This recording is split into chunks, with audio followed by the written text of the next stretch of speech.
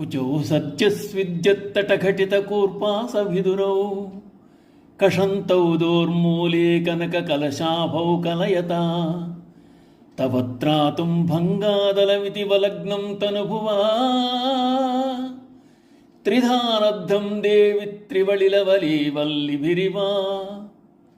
అమ్మ తేజోరూపిణివైన దేవి అని అమ్మవారిని సంబోధిస్తున్న ఆచార్యులు జగత్తుకు పోషణ స్థానములైన అమ్మవారి స్థానములు బంగారు కలశముల వలె ఉన్నాయని, అటువంటి వక్షముల భారం వల్ల అమ్మ నడుమునకు భంగపాటు కలగకూడదని, అమ్మవారి సన్న నడుము స్థిరముగా ఉండవలనని తలచి మన్మథుడు ఆమె ఉదరభాగమునందు లవలీలతలతో వేసిన 3 కట్లు త్రివళుల వలె కనపడుతున్నాయి తల్లి అంటున్నారు.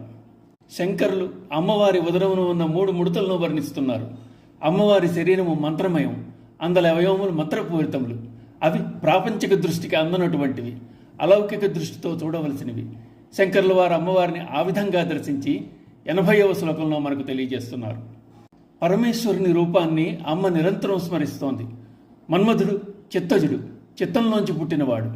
అమ్మ మనస్సులో కలిగజేయబడిన భావోద్రేకానికి స్వేదం జనించింది. ఇక్కడ స్వేదం అనగా అమ్మ కృపాకటాక్షమందలి ఆర్ద్రతగా చెప్పబడింది. అమ్మవారి వక్షములు బాహుకక్షల వరకు విస్తరించాయి.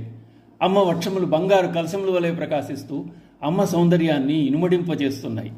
అమ్మవారి స్తనముల భారము చేత కొద్దిగా ముందుకు వంగిన నడుమును రక్షింపదలచి మన్మధుడు యుక్తాయుక్తాలు ఆలోచించి అమ్మ నడుమును లవలీతీగతో చుట్టాడు.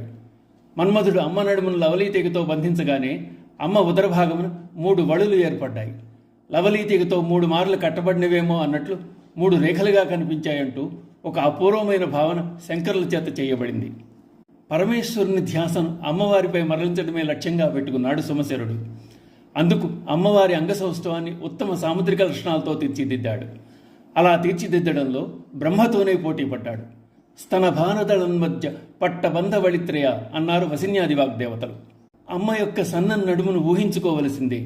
సంపూర్ణ సాముద్రిక లక్షణములు గల వారిని పేర్కొనవలసి వచ్చినప్పుడు జగత్తులో శ్రీరామచంద్రమూర్తి ఒక్కడే గణింపబడతాడు.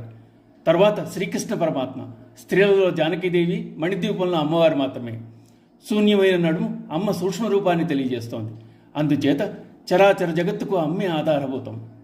3 గీతలు హ్రీంకారానికి గుర్తు.